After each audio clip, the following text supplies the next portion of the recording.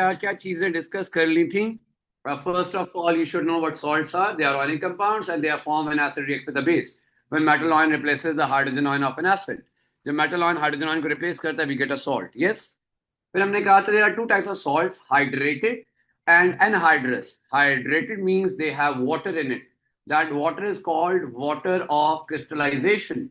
So hydrated salt, they have water of crystallization, and obviously that water is required to form crystals. That water is required to form crystals. So hydrated, they have water of crystallization, and on the other side we have anhydrous salts. They don't have any water of crystallization. They are without water. तो हमने कहा था जैसे copper sulphate है. Copper sulphate is CuSO4 dot 5H2O. So that dot 5H2O represents water of crystallization. So it means that salt is a hydrated salt. On the other side, when you remove that water, you get just CuSO4, that is anhydrous. तो anhydrous होता है without water, hydrated is with water.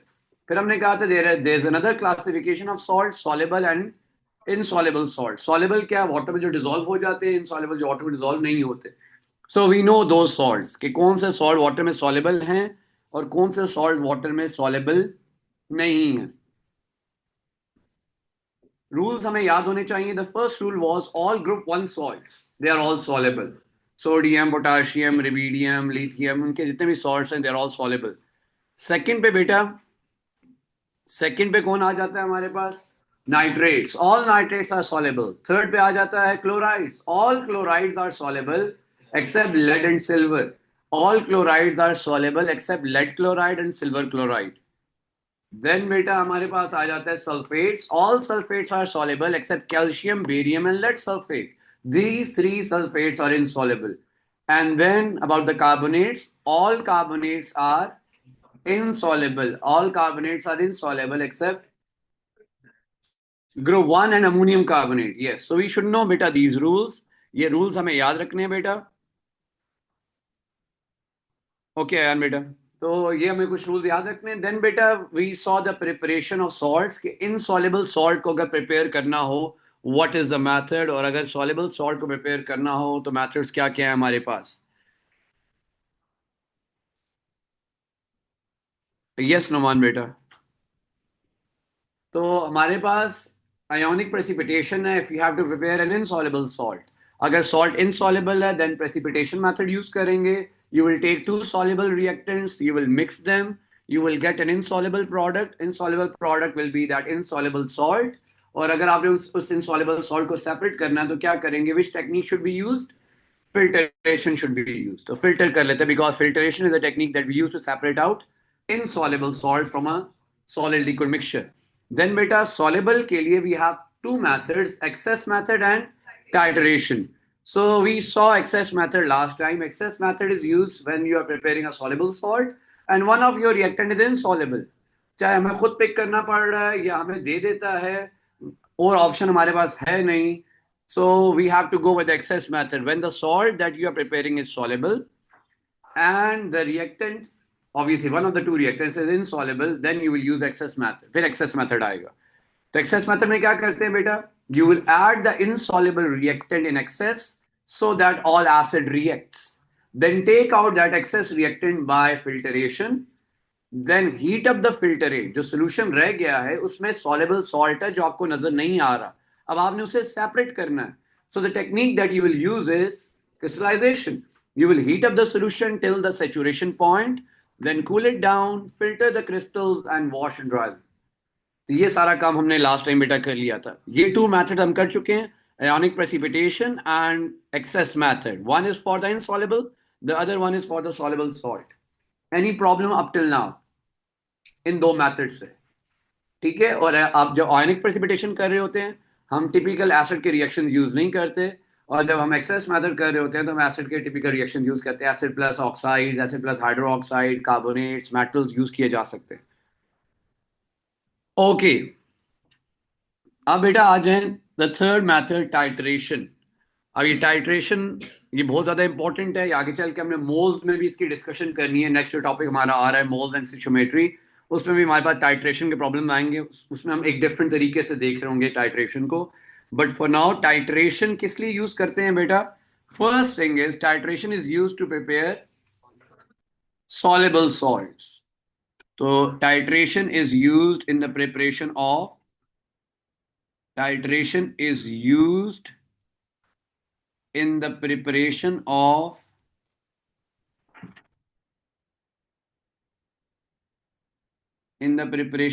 soluble salts. First thing, titration is used in the preparation of soluble salts. Is used in the preparation of soluble salt. So whenever you have to prepare a soluble salt, you will use titration. ठीक है. अब excess method is also used for the soluble salt. So what is different in this method जो excess method में नहीं था? क्या difference है यहाँ पे? Everything is soluble. The product, the salt that you are preparing, जो salt आप बना रहे हैं वो भी soluble है और reactant भी सारे के सारे कैसे हैं? Soluble हैं. So बेटा, both reactants are also soluble. Both reactants are also soluble. अगर दोनों रिएक्टेंट भी सॉलेबल हैं, प्रोडक्ट भी सॉलेबल है, देन ऑब्वियसली बेटा we have to go with the process of titration. For example, अगर हमें प्रिपेयर करना पड़ता है sodium chloride salt. Sodium chloride is a soluble और an insoluble salt. Because a rule about chloride and rule about group 1 is group 1 salts, they are all soluble. Sodium is from group 1. And the second rule is chlorides. All chlorides are soluble except lead and silver. Sodium is not lead, sodium is not silver. So sodium chloride is a soluble salt. तो ये soluble हो गया. अब बेटा अगर आप इसके जो रिएक्टेंट्स हैं, जो आप रिएक्टेंट्स पिक करेंगे रिएक्ट करवाने के लिए बेटा, the reactants that we have are sodium hydroxide which is a soluble base, alkali कहते हैं, because group 1 oxide and hydroxides are soluble with HCl. HCl again, it's a soluble acid. So you have a soluble base, you have a soluble acid, you will get a soluble salt and water. So बेटा अगर sodium chloride prepare कर रहे हैं, the only method that we have is titration. The only method that we have is titration. तो यहां पे बेटा इस रिएक्शन में आपको नजर आ रहा है the salt that you are preparing वो भी सॉलेबल है and the reactants that we are using they are also soluble. Sodium hydroxide use कर रहे हैं, आज सोडियम कार्बोनेट यूज कर ले, वो भी सॉलेबल है और साथ एसिड आना ही आना है, तो एसिड तो होती ही सारी की सारी सॉलेबल है. So both reactants are soluble and the salt that will get at the end is also soluble. तो हम क्या यूज करेंगे, कौन सा प्रोसेस यूज करेंगे? So for preparation of sodium chloride, for preparation of sodium chloride, we will use titration. तो सबसे पहले बेटा मेथड की आइडेंटिफिकेशन सही करनी है, हमने सही मेथड हमने आइडेंटिफाई करना है. One reactant ion beta was soluble and the other reactant was insoluble in excess method. एक रिएक्टेंट सॉलेबल होता है और एक इनसॉलेबल होता है. यहां पे टाइट्रेशन में both reactants are soluble and the product is also soluble. तो राइट आइडेंटिफिकेशन इंपॉर्टेंट है हमारे लिए. कहां पे टाइट्रेशन के साथ जाना है, कहां पे एक्सेस मेथड के साथ जाना है और कहां पे प्रेसिपिटेशन के साथ जाना है. प्रेसिपिटेशन तो अलग है, वो तो इनसॉलेबल के लिए, वो तो जब भी इनसॉलेबल आएगा एक ही मेथड है प्रेसिपिटेशन. सॉलेबल के लिए we have to, if the reactant is insoluble excess, if everything is soluble then titration. तो ये तो पहले आइडेंटिफिकेशन होगी कि टाइट्रेशन कब यूज करना है. For a soluble salt generally group 1 के जो सॉल्ट्स होते हैं एज दे आर सॉलेबल, उनके लिए टाइट्रेशन ही यूज हो रहा होता है, क्योंकि उनके लिए आपने जो बेस पिक करनी है वो ग्रुप 1 से पिक करनी है और ग्रुप 1 की basis they are all soluble. ऐसे ही होता है. तो बेटा पहले तो ये आइडेंटिफाई हमें सही करना आ जाए कहां पे कौन सा मेथड यूज करना है. होगी बात. अब बेटा टाइट्रेशन में क्या होता है, अब हमने एक्सप्लेन करना है कि टाइट्रेशन मेथड में हम क्या कर रहे होते हैं. एंड राहिम बेटा 29th, टाइट्रेशन में हम क्या कर रहे होते हैं. प्रोसेस पे आ जाए. टाइट्रेशन का प्रोसेस होता कैसे है, सबसे पहले हमने प्रोसेस देखना है. सबसे पहले हमने प्रोसेस देखना है टाइट्रेशन का. अब बेटा for example we are preparing potassium chloride या potassium sulphate. Preparation of potassium chloride. Preparation of potassium chloride, that is KCl. Preparation of potassium chloride, that is KCl. हम पोटाशियम क्लोराइड प्रिपेयर कर रहे हैं। तो पहली बात है, ग्रुप वन का सॉल्ट है बेटा। ऐसे ही पता चल जाता है कि ग्रुप वन का सॉल्ट है तो टाइट्रेशन से ही प्रिपेयर होगा। अदरवाइज KCl को प्रिपेयर करने के लिए आपको HCl चाहिए, और साथ क्या चाहिए बेटा, और साथ क्या चाहिए हमें? पोटाशियम हाइड्रो ऑक्साइड या potassium carbonate. Just potassium use किया जा सकता है, just potassium, because metal they can react with acid. Can we use just potassium metal? Why not? Insoluble है, ओके insoluble है। तो इस इसके अलावा एक और रीजन भी है। जो टॉप वाले मेटल्स होते हैं ना, जो रिएक्टिविटी सीरीज में टॉप पे हैं, they are very reactive, very explosive, तो एक्सप्लोड कर जाएगा बेटा। Potassium, sodium, lithium, they are very reactive. Group 1 metals, they are very reactive, they explode। जब ये रिएक्ट करेंगे ACl के साथ या वाटर के साथ, जब रिएक्ट करते हैं एक्सप्लोड करते हैं। उससे तो हमने एक्सप्लोड तो नहीं करवाना। तो उससे बचने के लिए बेटा we have to go with either potassium hydroxide, एक ही ऑप्शन हमारे पास, and the second option that we have is potassium carbonate. तो वो मेटल हम पिक नहीं कर सकते, क्योंकि आप ऐसे मेटल एक तो इनसॉल्युबल होते हैं, दूसरे बहुत ज्यादा एक्सप्लोसिव होते हैं। हाँ, बीच वाले जो है, जैसे जिंक का कल हम पिक कर रहे थे, जिंक आप पिक कर सकते हैं। जब आप वो कल एक्सेस मेथड हम कर रहे थे, जिंक पिक किया जा सकता है, because zinc is not that explosive. बीच में आता है रिएक्टिविटी सीरीज के। पोटाशियम, सोडियम, कैल्शियम, मैग्नीशियम ये टॉप पे आते हैं। देन एल्यूमिनियम आता है, जिंक, आयरन, टिन, लेड ये मिडल में आते हैं। तो मिडल वाले तो रिएक्ट कर सकते हैं, they are not that explosive, moderate reaction show करते हैं। But the reactants which are at the top, the metals which are at the top, they are very reactive. So they explode. Their reactions are very vigorous, very violent reactions. Okay, so HCl plus potassium hydroxide will get potassium chloride and water. So soluble, soluble, soluble. So everything in this process is soluble. Okay. अब बेटा पहले सुनना है सारा process, फिर हम लिखेंगे। Yes Zaid बेटा, पोटेशियम नाइट्रेट नहीं हो सकता। कल भी हमने बात की थी कि whenever we prepare a soluble salt, whenever we prepare a soluble salt, we have to go with the typical reactions of acids। वो typical reactions कौन कौन से हैं? Acid plus metal oxide, metal hydroxide, salt and water। Acid plus carbonates, bicarbonates, salt, water and carbon dioxide। Acid plus metal, salt and hydrogen gas। जब भी आपने soluble salt prepare करना, you have to go with this। क्योंकि बेटा अगर आप potassium nitrate pick करेंगे ना यहाँ पे, तो साथ बनना है नाइट्रिक एसिड। तो एक सॉलेबल सॉल्ट को सेपरेट करना मुश्किल हो जाता है। अब देखिए ना, पोटाशियम क्लोराइड बन रहा है, साथ क्या बनेगा? Nitric acid. अब नाइट्रिक एसिड में से पोटाशियम क्लोराइड, क्योंकि दोनों सॉलेबल है, नाइट्रिक एसिड भी एक सॉलेबल आपके पास एसिड है, और पोटाशियम क्लोराइड आपके पास सॉलेबल सॉल्ट है, तो फिर सेपरेट करना मुश्किल हो जाता है। That's why the point is, that's why whenever you are preparing a soluble salt, you have to pick the general reaction of acid।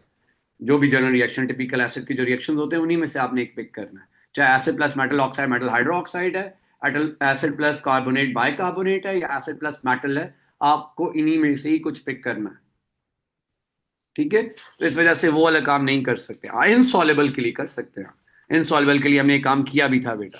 Okay, अब पहले बेटा प्रोसेस सुनना है, समझना है, फिर लिखना है, और फिर मैं सारे ऑपरेटर्स भी लिखवाऊंगा, सारा प्रोसेस भी लिखवाऊंगा। लेकिन पहले सुन लें कि क्या क्या हमने प्रोसेस फॉलो करना होता है if we want this potassium chloride, because it is not that straightforward जो हमने एक्सेस में और आयनिक में किया था। प्रेसिपिटेशन में और एक्सेस मेथड में जो हमने काम किया था, इससे थोड़ा सा ज्यादा लेंथी काम है और थोड़ा ध्यान से करने वाला काम है। ओके, soluble salt प्रिपेयर कर रहे हैं, both reactants are also soluble, so we have to go with titration। तो इसका मतलब है we cannot add one of the reactants in excess। हम एक रिएक्टेंट को एक्सेस में ऐड नहीं कर सकते। अब पहली बात है, मैं किसी एक रिएक्टेंट को एक्सेस में क्यों नहीं ऐड कर सकता? जो लास्ट मेथड जो हम कल कर रहे थे, हम तो एक रिएक्टेंट एक्सेस में ऐड करते थे ताकि जितना एसिड के साथ रिएक्ट करना है वो रिएक्ट कर जाए, बाकी हम निकाल लेते। ऐसे ही कर रहे थे ना कल हम। यहां पे हम ऐसा नहीं कर सकते। तो सबसे पहला क्वेश्चन तो ये है, ऐसा क्यों नहीं कर सकते? Why we can not add one reactant in excess? For example if I am using HCl and potassium hydroxide, तो ACl लें, उसमें ज़्यादा सारा पोटाशियम हाइड्रोक्साइड ऐड कर दें, ताकि जितना एसिड के साथ रिएक्ट करना होगा वो रिएक्ट कर जाएगा, बाकी बच जाएगा तो हम कर लेंगे अलग। जी, क्यों नहीं कर सकते, ये सही, वेरी राइट, वेरी गुड। क्योंकि बेटा आपका रिएक्टेंट सॉलेबल है। कल जो हम काम कर रहे थे, जो आप रिएक्टेंट एक्सेस में ऐड कर रहे थे, दैट रिएक्टेंट वाज इनसॉलेबल, तो उसे अलग करना आसान था। नजर आ रहा था आपको कि एक्स्ट्रा ऐड हो गया, निकालना पड़ेगा फिल्टर करके। अब यहां पे आप एक्स्ट्रा ऐड तो कर दें, लेकिन वो सॉलेबल है, वो डिसॉल्व हो जाएगा, आपको नजर ही नहीं आएगा। जब आपको नजर नहीं आएगा तो आप वो एक्सेस रिएक्टेंट सेपरेट कैसे करेंगे? जब तक वो सेपरेट नहीं होगा तो सॉल्ट सेपरेट नहीं हो सकता। तो यहां पे बेटा वो काम हम नहीं कर सकते जो हम कल कर रहे थे, कि add one of the reactants in excess, add the insoluble reactant in access. यहां पे ये काम नहीं हो सकता। You cannot add the insoluble reactant in excess. First of all, we don't have any insoluble reactant. Second, बेटा अगर आप एक्सेस में ऐड कर देंगे तो सेपरेट कैसे करेंगे? फिर वो मसला हो जाएगा हमारे लिए कि आपके पास सॉल्युबल रिएक्टेंट है, एक्सेस में ऐड कर दिया, जितना रिएक्ट करना था वो रिएक्ट कर गया, अब बाकी डिसॉल्व हो गया, वो कैसे अलग करें? वो मसला बन जाएगा। अब इसी के लिए हमें ध्यान से एक एक काम करना पड़ता है। अब बेटा सबसे पहला काम हम क्या करते होते हैं? क्या करते हैं सबसे पहले? सबसे पहले take fix amount of what? किसकी फिक्स अमाउंट लें हम? दोनों में से किसी एक रिएक्टेंट की फिक्स अमाउंट ले लें बेटा। फॉर एग्जाम्पल हम ले लेते हैं fix amount of 25 cm³ of potassium hydroxide. दोनों में से किसी एक रिएक्टेंट की फिक्स अमाउंट ले लें। दोनों कौन से? HCl है, पोटाशियम हाइड्रोक्साइड, किसी एक को फिक्स कर लें। Either take 25 cm³ of potassium hydroxide or take 25 cm³ of acid. It's your choice. और ये 25 भी कोई फिक्स नहीं है, you can take 20, you can take 30. Standard solution होता है that is of 25 cm³. So you can take 20 या 30 या कोई और वैल्यू आप पिक कर सकते हैं। तो दोनों में से किसी एक को बेटा आपने पिक कर लिया, 25 cm³ पोटाशियम हाइड्रोक्साइड पिक करके कॉनिकल फ्लास्क में डाल दिया। मुझे बताएं 25 cm³ आप मैयर किससे करेंगे? 25 cm³ पोटाशियम हाइड्रोक्साइड आपने कॉनिकल फ्लास्क में डालना है, किससे मैयर करके कॉनिकल फ्लास्क में ऐड करेंगे? जी, you are right pipette. We know we have a fix volume. तो जब वॉल्यूम फिक्स्ड है, हमें पता है, तो पिपेट से मैयर करके आप ब्यूरेट में, आप जो है पिपेट से मैयर करके आप कॉनिकल फ्लास्क में ऐड कर दें।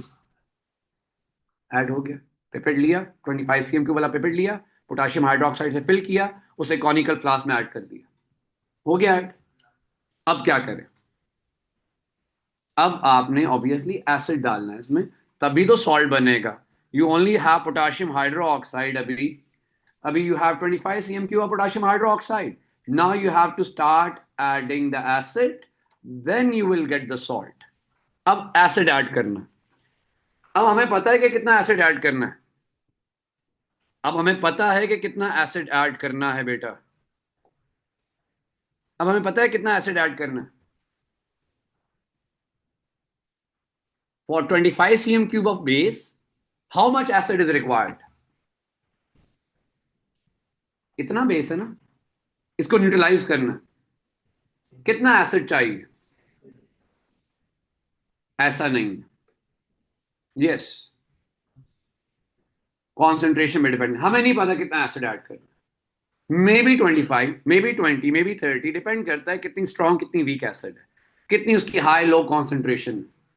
हमें नहीं पता बेटा, ये नहीं कह सकते कि 25 cm³ बेस है तो 25 cm³ भी एसिड ऐड करना है। अगर इतना काम आसान होता तो फिर इतना बड़ा प्रोसेस हमें करने की जरूरत ही नहीं थी। 20 cm³ एसिड लें, 20 cm³ बेस लें, मिक्स करें, काम हो गया हमारा। तो basically the concentration, the strength of acid, it varies. तो इस वजह से आप एग्जैक्ट 25 तो नहीं, हमें नहीं पता कितनी 25 पे चाहिए, 25 ज्यादा चाहिए, 25 से कम चाहिए। लेट्स से एक स्ट्रॉन्ग बेस है, उधर वीक एसिड है, तो वीक एसिड ज्यादा डालना पड़ेगा। इसी तरह वीक बेस है, स्ट्रॉन्ग एसिड कम डालना पड़ेगा। तो बेटा 25 cm³ हम ओके 25 cm क्यूब हम एसिड ऐड नहीं करेंगे। अब हम एक्सेस में भी तो ऐड नहीं कर सकते, क्योंकि अगर हम एक्सेस में ऐड करेंगे अलग कौन करेगा उसे। मसला ये है, टाइट्रेशन के साथ प्रॉब्लम ये है, हमें एग्जैक्ट अमाउंट चाहिए एसिड की जो इस पोटाशियम हाइड्रोक्साइड को 25 cm क्यूब पोटाशियम हाइड्रोक्साइड को न्यूट्रलाइज कर दे। एग्जैक्ट अमाउंट, वरीशा बेटा एग्जैक्ट अमाउंट चाहिए, एग्जैक्ट। उससे ज्यादा ऐड कर दी तब भी काम खराब होगा, उससे कम ऐड करेंगे तब भी काम खराब होगा, क्योंकि ज्यादा ऐड कर देंगे सोल्यूशन एसिडिक हो जाएगा, ज्यादा एसिड ऐड कर दी। कम ऐड करेंगे सोल्यूशन क्या रहेगा, basic. We want pH equal to 7, so for that we need the exact amount of acid. हमें एग्जैक्ट अमाउंट एसिड की चाहिए। अब वो कैसे ऐड करना शुरू करेंगे बेटा, यस, ब्यूरेट से ऐड करना शुरू करें। अब आपने कहा ब्यूरेट से ऐड करना शुरू करेंगे, ओके हमने ब्यूरेट से एसिड ऐड करना शुरू कर दी, हमने टैप ओपन कर दी ब्यूरेट की, एसिड आ रही है आ रही है आ रही है। अब कहाँ रुकना है, हमें कैसे पता चलेगा रिएक्शन स्टॉप हो गया। हाँ अब ये मिस किया ना हमने पॉइंट। अब पहले इंडिकेटर डालना है, क्योंकि before adding the acid you have to add the indicator. Indicator will indicate कि कहाँ पे रुकना है आपने। अब आप एसिड डाली जा रहे आपको नहीं पता कहाँ रुकना है, अब ज्यादा डाल देंगे तो you have to see the colour change of that indicator. तो आपने क्या करना है बेटा, आपने 25 cm को पोटाशियम हाइड्रोक्साइड लिया, इसमें ऐड कर दे 2-3 ड्रॉप्स ऑफ इंडिकेटर। इंडिकेटर हमने कौन कौन से पढ़े, हमारे सिलेबस में कौन कौन से इंडिकेटर हैं, methyl orange, phenolphthalein, universal indicator and litmus solution और litmus paper. Yes, methyl orange acid में क्या कलर देता है, रेड, बेस में येलो, थर्मोफ्थिलीन एसिड में कलरलेस, बेसिस में blue, universal indicator strong acid red, weak acids yellow and neutral green, weak bases blue, strong bases purple. तो ये colour changes हमें याद होनी चाहिए। So you have to pick an indicator, पहले आपने वो ऐड करना है, just 2-3 drops of that indicator. मैं पिक कर रहा हूं बेटा methyl orange, you can pick any indicator. जब आप 2-3 ड्रॉप्स मिथाइल ऑरेंज के पोटाशियम हाइड्रोक्साइड के अंदर डालेंगे, सोल्यूशन कलर क्या हो जाएगा, it will not be the same colorless solution. Now it will have some color because of the indicator. And what will be the color, yellow, because methyl orange bases में yellow colour देता है। Base में add किया ना, base में क्या colour देना चाहिए, अभी आपने मुझे बताया मिथाइल ऑरेंज येलो कलर देता है, तो आपके सोल्यूशन कलर हो जाएगा येलो, हो गया येलो। अब बेटा आपने start, you will start adding what, acid with the help of, तो ब्यूरेट आपने लिया, obviously it will have a tap at the bottom, burette की टैप होगी, you will start adding acid from burette. आपने acid add करना शुरू कर देनी है with the help of burette.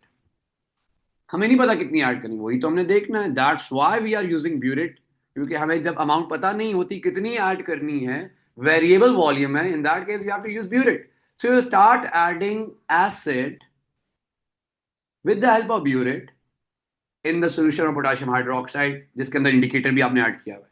Tap open की, एसिड जा रही है जा रही है जा रही है, आप साथ साथ स्वर्ल कर रहे हैं, फ्लास्क को मिक्स कर रहे हैं ताकि आपका वो पॉइंट मिस ना हो जाए जहां पे आपने रुकना है, तो साथ साथ मिक्स भी करते रहते हैं। स्टार्ट में थोड़ी टैप ज्यादा ओपन करते हैं, क्योंकि स्टार्ट में तो मसला नहीं है, तो जूं जूं आपको कलर चेंजेस नजर आना शुरू होती है, आप अपनी टैप को थोड़ा सा कम करते जाते हैं ताकि ड्रॉप बाय ड्रॉप आना शुरू हो जाए। कहाँ पे जाके रुकना है, कहाँ पे जाके टैप बंद कर देनी है आप, कहाँ पे जाके हमें पता चलेगा okay now I have to stop, this much of acid is required. कहाँ पे जाके रुकना पड़ेगा मुझे, मैं ऐड किए जा रहा हूँ, एसिड किए जा रहे हैं किए जा रहे हैं किए जा रहे हैं, एसिड ऐड किए जा रहे हैं, कहाँ पे जाके रुकना है वो तो पता ही नहीं चल रहा हमें। When you see the first colour change, जिसे हम एंड पॉइंट भी कहते हैं या न्यूट्रलाइजेशन पॉइंट भी कहते हैं, सो हमने क्या करना है, जब मिथाइल ऑरेंज येलो था, येलो से रेड नहीं होने देना, क्योंकि अगर आपका मिथाइल ऑरेंज रेड हो गया तो इसका मतलब आपका सोल्यूशन हो गया acidic. We don't want an acidic solution, we want a neutral solution. तो हमने कहाँ रुकना होगा, जो वो येलो से हो जाएगा slightly orange. Methyl orange is orange in neutral.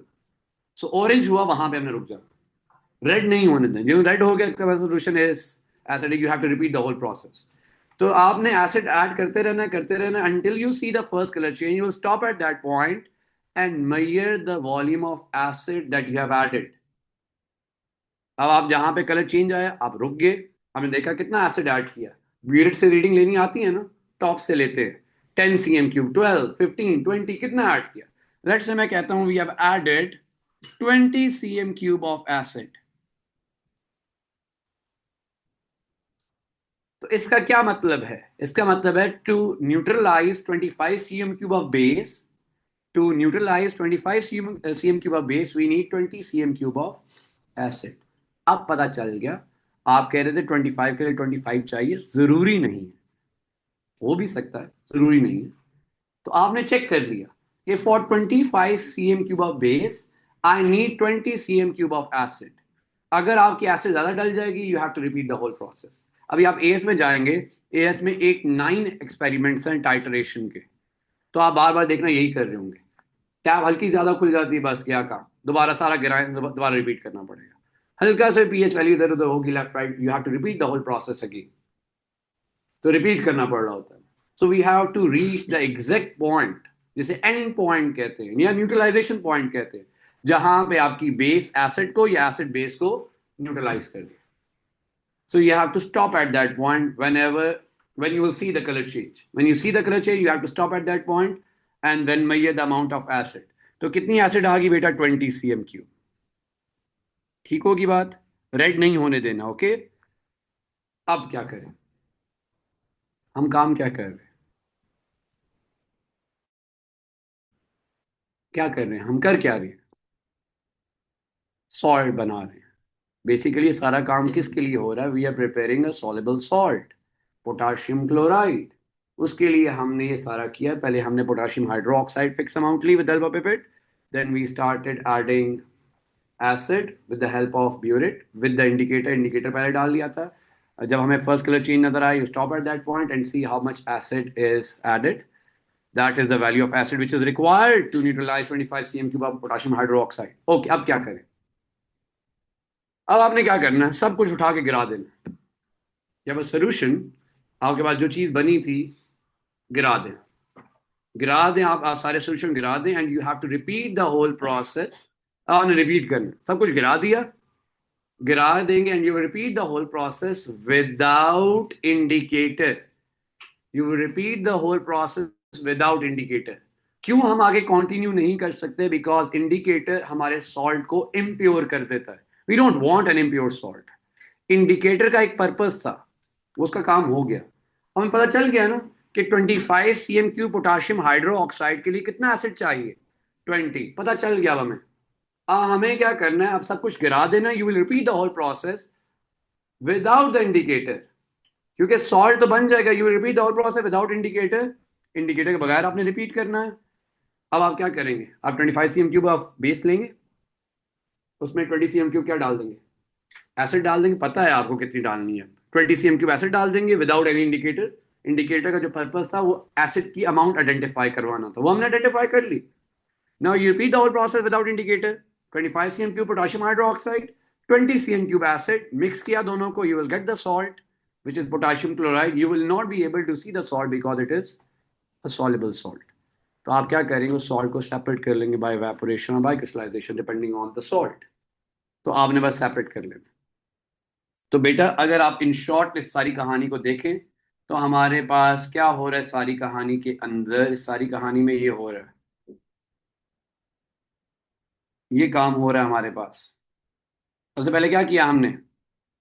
पेपेट से कॉनिकल फ्लास्क में पोटाशियम हाइड्रो ऑक्साइड डाली, ये डाला ना, 25 cm³ पोटाशियम हाइड्रो ऑक्साइड डाली। फिर क्या डाला? 2-3 ड्रॉप्स ऑफ इंडिकेटर डाल दिए। 2 ड्रॉपर से आपने 2-3 ड्रॉप इंडिकेटर डाल दिए। ठीक है, अब आपने क्या करना है? Start adding acid. कुछ भी, इन्हें एक्सचेंज भी कर सकते हैं। मतलब आप पहले एसिड लेके बेस ऐड कर रहे हैं। अभी हमने बेस ली थी पहले, उसमें एसिड ऐड कर रहे थे। कब तक एसिड ऐड करेंगे? When you see the first colour change, you will stop at that point and measure the volume of acid that you have added. Now repeat the whole process without the indicator. You know the amount of base, you know the amount of acid. Mix करें दोनों को, you will get the soluble salt. Our soluble salt separate करना है. We have techniques either crystallization or evaporation. हो जाएगा काम में. हाँ बेटा पहले बताएं इसमें कोई डाउट है ताकि फिर हम इसे स्टेप बाय स्टेप दोबारा से देखना शुरू करें. Yes, those who are online बेटा. कोई भी पहले एसिड बेस में से पिक कर लें. स्टार्टिंग जिस मर्जी से कर ले, कोई मसला नहीं. मैंने 25 cm क्यूब पोटाशियम हाइड्रोक्साइड लिया. You can take 25 cm cube of HCl. उसमें आप इंडिकेटर डाल लें. फिर दूसरी चीज ब्यूरेट से ऐड करना शुरू करें. कब तक ऐड करते रहेंगे? जब कलर चेंज आ जाएगा. आपने सॉल्यूशन को एसिडिक या बेसिक नहीं होने देना, न्यूट्रल पॉइंट पे रुकना है. वहां पे रुक जाएंगे. आपने मेजर करना है कितना आपने एसिड या बेस ब्यूरेट से ऐड किया. फिर आपने सारा प्रोसेस रिपीट करना है विदाउट द इंडिकेटर. सारा कुछ गिरा के दोबारा रिपीट करेंगे. रिपीट कैसे करना है? पता है कितना एसिड और कितना बेस चाहिए. सॉल्ट बनेगा. सॉल्ट को सेपरेट कर लें बाय ईदर क्रिस्टलाइजेशन और by evaporation. Yes. Universal indicator क्योंकि उसकी कलर चेंजेस जो होती हैं ना, किया जा सकता है. इससे भी बेहतर तरीका है हमारे पास. सबसे बेहतर तरीका जो है ना, वो पीएच मीटर है. उससे ज़्यादा एक्यूरेट तरीका तो है. लेकिन प्रॉब्लम ये है कि हमारे सिलेबस में वो रिस्ट्रिक्शन लगा देता है. अदरवाइज तो कोई भी इंडिकेटर आप यूज कर सकते हैं. अभी आप एटीपी क्वेश्चन देख रहे हो, वहां मेंशन हुआ होगा phenolphthalein is used as indicator, methyl orange is used as indicator. तो इसमें कोई रिस्ट्रिक्शन नहीं है कि आप पीएच मीटर यूज नहीं कर सकते, यूनिवर्सल इंडिकेटर यूज नहीं कर सकते, या मिथाइल ओरेंज. कुछ भी यूज किया जा सकता है. एक तो डिपेंड करो तो सॉल्ट कैसा है. ऐसा सॉल्ट ना हो जो आपके रिएक्टेंट के साथ रिएक्ट कर जाए, जो आपके इंडिकेटर के साथ रिएक्ट कर जाए, या हीट को रेजिस्ट ना कर पाए. तो वो भी देखने पड़ती हैं चीज़ें कुछ. अदरवाइज ओपन चॉइस है. लेकिन पीएच मीटर प्रेफर नहीं किया जाता क्योंकि हमारे सिलेबस में पीएच मीटर की, पीएच मीटर से ज़्यादा एक्यूरेट है, इस वजह से हम इसे इग्नोर कर देते हैं. हम ऐसी चीज़ को देखते हैं कि जो हमारे लिए मुश्किल ज़्यादा करे. ठीक है, तो मुश्किल ज़्यादा क्या किया जा सकता है कि ऐसी चीज़ें जो देखना मुश्किल हो जाए हमारे लिए, कलर कब चेंज हो रहा है. अदरवाइज जस्ट आपने पीएच मीटर को डिप करना है, वो वैल्यू देगा 7, वहाँ पर रुक जाना है. वो ज़्यादा आसान तरीका है. बट वो इंडिकेटर के साथ पूछता है तो इस वजह से हमें इंडिकेटर के साथ करना पड़ता है.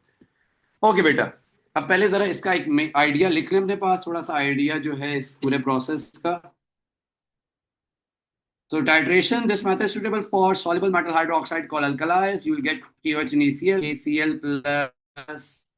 ACl plus water बनेगा. 25 cm cube of acid as standard solution is placed in a conical flask using pipette. Add a few drops of indicator and titrate with alkali from burette until indicator changes color, showing all acid has just reacted. Volume of alkali added is measured. तो पहले आपने क्या करना है? You will take a fixed amount of acid in a conical flask using pipette, then add few drops of indicator, titrate with alkali. Titrate with alkali means you will slowly add alkali with the help of burette until you see the color change. That color change will show that all acid has reacted. You will stop at that point and measure the volume of the thing that you have added with the help of burette. कि कितना आपने alkali, कितना आपने acid add किया burette से, वो आप major कर लें बेटा. वो जब आप मेजर कर लेंगे तो काम हो जाएगा हमारा.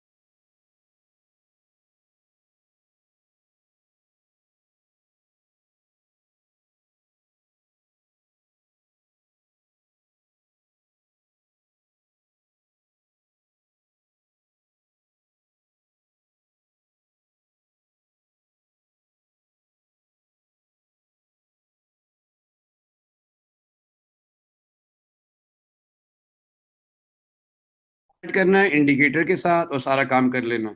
जी ऑनलाइन में बेटा जल्दी से लिख लें. यस लिख लें, लिख लें, पहले लिख लें.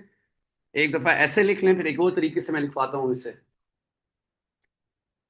फिर हम फिर हमने ये भी देखना है पिपेट ब्यूरेट और सारी चीज़ें भी देखनी है जो हमें इंस्ट्रूमेंट्स रिक्वायर्ड है इस प्रोसेस के लिए, जो जो चीज़ें चाहिए, जो जो ऑपरेटर्स हमें चाहिए.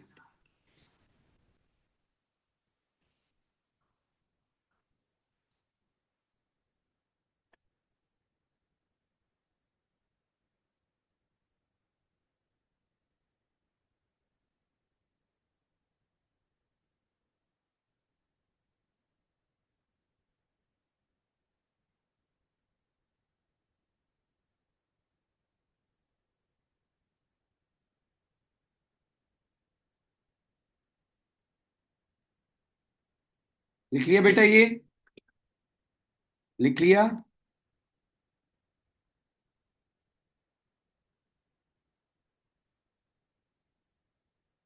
हो गया?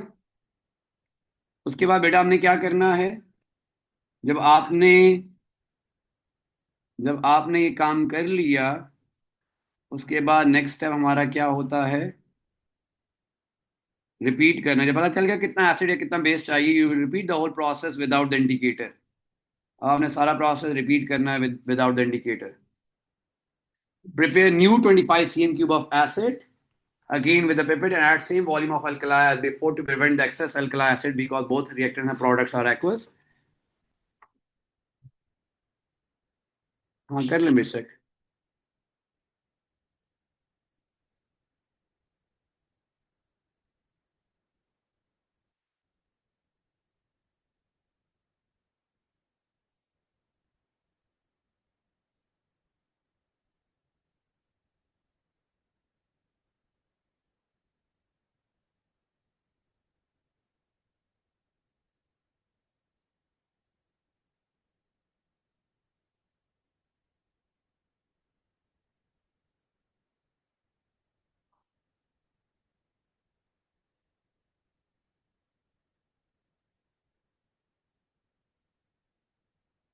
यस। सर जब सॉल्ट डिसॉल्व होती है तो वो कौन से स्टेट में होती है, लिक्विड?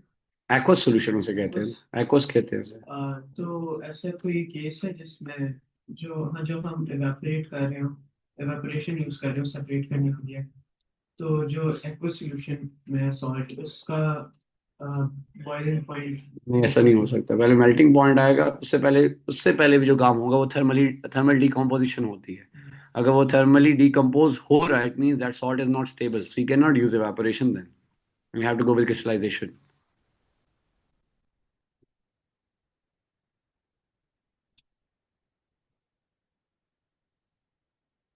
हो गया बेटा, ये लिख लिया? ये मैं डॉक्यूमेंट शेयर भी कर दूंगा, ताकि आपने कोई चीज़ अगर मिस की हुई तो आप बेशक दोबारा से नोट कर लेना, specially the diagrams and the process. You can write down the whole process in your own words. You have to mention कि we will titrate it and we have to use the indicator. Repeat the process, repeat the whole process without the indicator. ये सारी बातें mention करना जरूरी है। बाकी अब अपना प्रोसेस अपने वर्ड्स में एक्सप्लेन कर सकते हैं बेटा।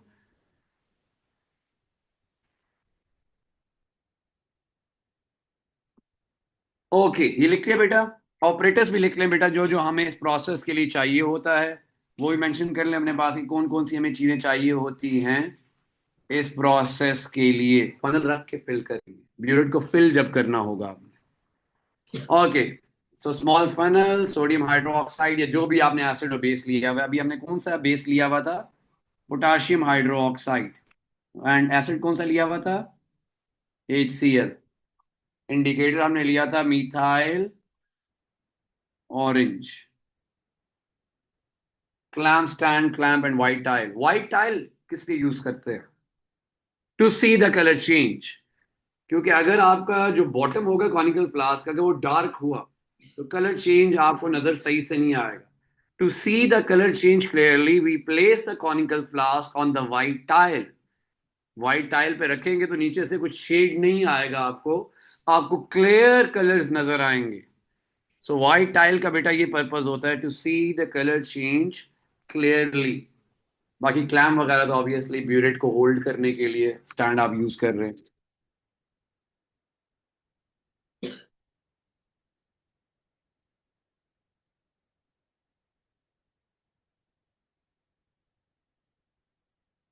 नहीं आया बेटा, ATV में। ठीक होगी बेटा बात? अब आपने, यस यस, पेपेट फिलर, जो पेपेट पेपेट फिल करते हैं ऊपर से प्रेस करते हैं, बेसिकली वो एयर को सक कर लेता है और लिक्विड फिल होता जाता है आपके पास। ऊपर प्रेस करते जाते हैं तो फिलर, पेपेट फिलर में लिक्विड फिल होता जाता है। यस। हर नहीं, टाइट्रेशन की बात हो रही है। टाइट्रेशन में तो ऑब्वियस हर टाइट्रेशन में यही एक्सपेरिमेंट, यही चीजें रिक्वायर्ड होती है। पिपेट होगा, ब्यूरेट होगा, फ्लास्क होगी, पिपेट फिलर होगा, फनल होगी, एसिड बेस होगी, क्लैंप होगा, वाइट टाइल होगी, सारी यही होगी। हर टाइट्रेशन में यही होगा। ओके बेटा, तो ये मैं एक दफा आपसे शेयर कर दूंगा। अभी एक दो चीजें और इसकी हम कल देखेंगे and then we will see some questions. कि how to prepare an insoluble salt precipitation से, how we can prepare a soluble salt, excess method भी है और टाइट्रेशन भी। एक्सेस मेथड तब यूज किया जाएगा when one of the reactant is insoluble and titration is used when everything is soluble। लेकिन यहाँ पे थोड़ा सा काम हमें ध्यान से देखना पड़ेगा because you cannot add the acid or the base in excess, तो हमें ख्याल रखना पड़ता है। ठीक हो गया बेटा? तो इसे एक दफा पढ़ लेना, कल मैं दोबारा से आके तीनों प्रोसेस रिपीट करूंगा, फिर इसमें एक दो चीजें ऐड करनी वो ऐड करके we will see some questions from the past papers कि क्वेश्चंस कैसे आते हैं, पूछता कैसे, वो हम देखेंगे। ठीक है, ओके। केमिस्ट्री वाले बेटा दे कैन लीव, फिजिक्स वाले just wait for a minute, start